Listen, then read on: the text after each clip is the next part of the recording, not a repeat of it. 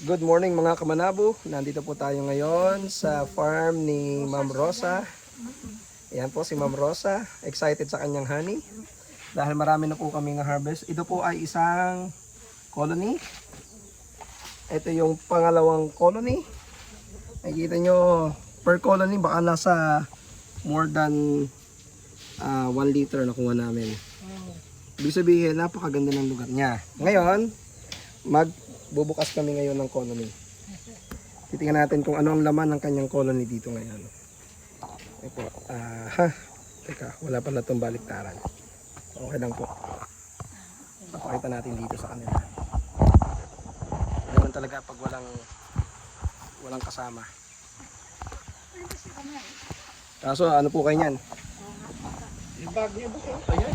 Yan. So papakita natin sa inyo kung ano ang laman ng colony dito sa farm ni Ma'am Rosa. Una, buksan natin to. Allah. Allah. Puro honey.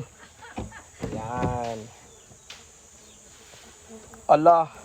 Allah, puro honey. Oh, puro honey, puro honey. First layer lang yan. Kung ito po yung third layer, lalo na.